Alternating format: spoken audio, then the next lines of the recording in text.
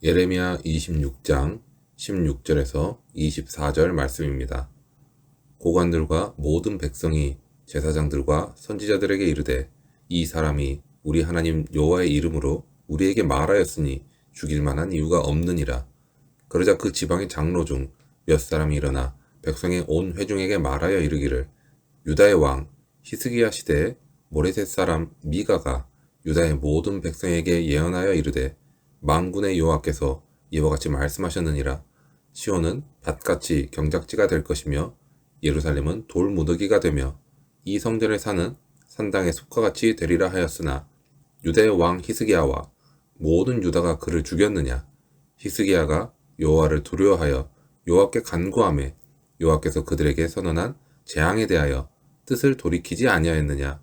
우리가 이같이 하면 우리의 생명을 스스로 심히 해롭게 하는 것이니라. 또 여호와의 이름으로 예언한 사람이 있었는데 곧 기럇 여아림 스미야의 아들 우리아라.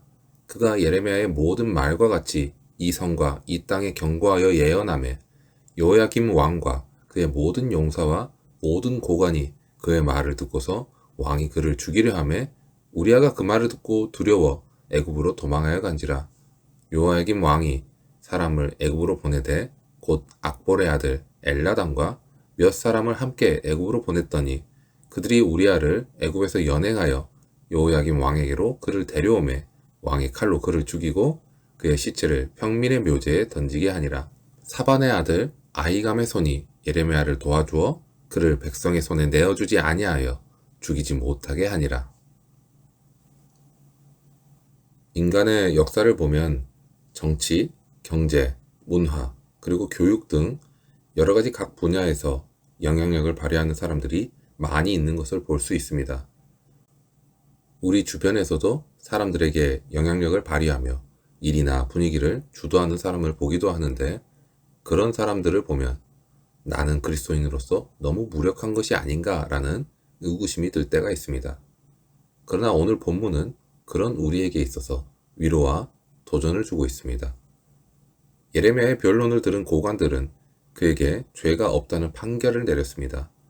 그리고 유다의 장로들은 약 100년 전 히스기야 왕에게 모레셋 사람 미가라는 예언자가 시온은 밭같이 경작지가 될 것이며 예루살렘은 돌무더기가 되며 성전의 산은 산당의 숲과 같이 되리라 라고 예언했을 때 히스기야 왕이 그 예언을 듣고 회개한 사건을 이야기합니다.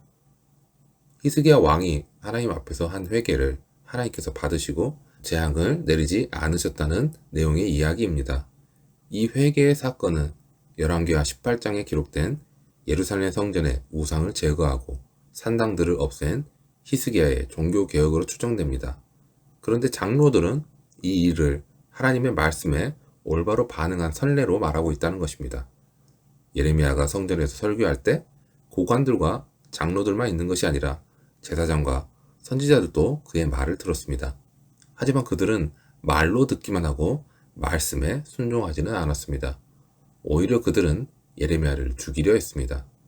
그들의 이러한 완악한 마음은 결국 말씀에 대한 불순종의 모습으로 나타납니다. 하나님의 말씀은 듣는 것으로 그치기보다는 반드시 마음을 다한 순종으로 이어져야 합니다. 장로들이 이야기하는 것처럼 히스기야와 같이 자신의 지위나 체면에 개의치 말고 하나님 앞에서 겸손하게 회개하고 적극적으로 그 말씀에 순종해야 하는 것입니다. 장로들은 또 예레미야와 같은 설교를 했던 예언자를 언급합니다. 바로 예루살렘에서 북서쪽으로 10km 정도 떨어진 기럇 여아림의 우리아라는 사람에 대한 이야기입니다. 우리아도 예레미야처럼 회개하고 여호와께로 돌아오라고 경고를 했습니다. 하지만 여호야김 왕은 선지자 우리아가 전했던 경고의 메시지를 듣고 회개하지 않고 오늘 제사장들과 거짓 선지자들과 같이 오히려 우리아를 죽이려 했습니다. 우리아는 애굽으로 도망쳤지만 결국 악볼의 아들 엘나단을 애굽으로 보내 그를 체포해 오게 됩니다. 체포되어 끌려온 우리아는 죽임을 당하게 되고 평민의 묘제에 버려지게 됩니다. 우리아는 가족 묘에 안장되지 못하고 평민의 묘지에 던져지는 모욕을 당한 것입니다.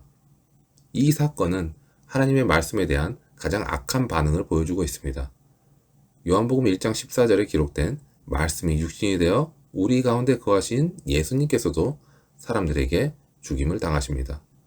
하나님의 말씀을 선포한 하나님께서 보내신 예언자를 죽였다는 것은 곧 하나님과 하나님의 말씀을 죽인 것과 다름이 없는 것으로 여겨집니다.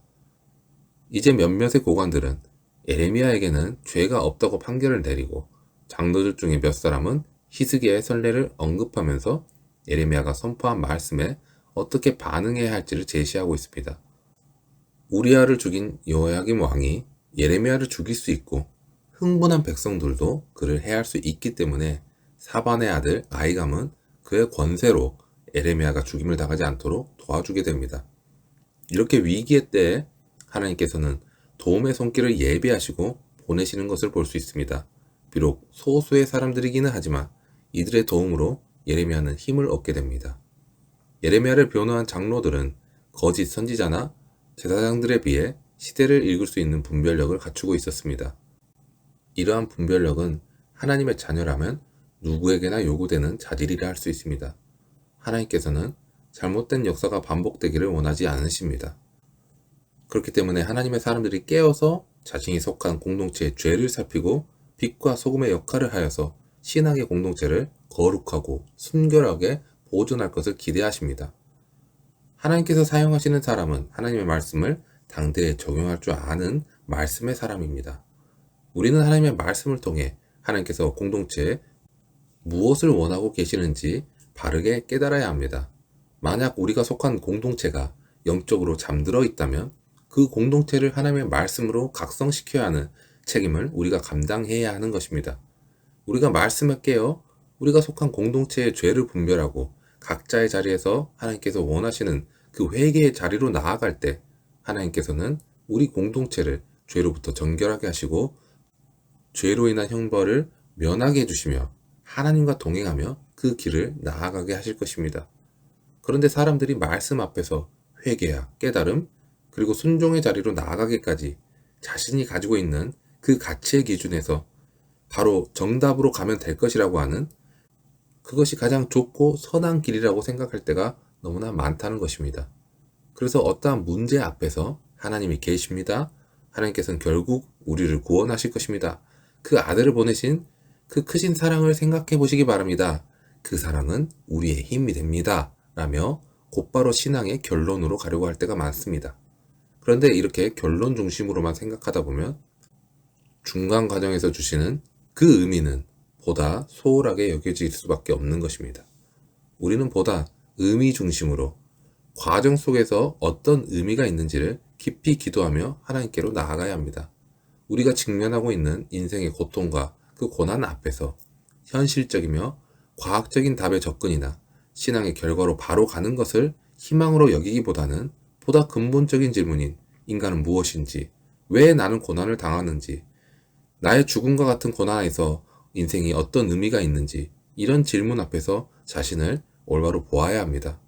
그런 관점에서 시작되면 우리가 고난을 앞에 두고서 기도하는 그 기도의 제목이 어떤 문제를 해결해 주십시오, 무엇을 이루어 주십시오 라는 기도의 제목을 넘어서서 저는 왜 이렇게 살아야 하는 것인가요? 저를 살리신 이유는 무엇입니까? 이 일들은 저의 어떤 것을 위해서 이루어진 것입니까? 라는 자신의 존재의 가치를 하나님으로부터 찾는 그 소망의 근거를 하나님께로부터 찾는 그런 기도를 하게 됩니다. 그렇게 하나님께 답을 구하다 보면 결국에는 모든 환경과 상황이 그 모든 역사가 예수 그리스도의 십자가로 이어지는 크신 은혜의 의미를 알게 되는 그런 자리로 나아가게 하신다는 것입니다. 우리는 예레미야와 같이 하나님께서 보내신 파수꾼입니다. 그리고 하나님의 말씀을 전해야 하는 전달자이기도 합니다.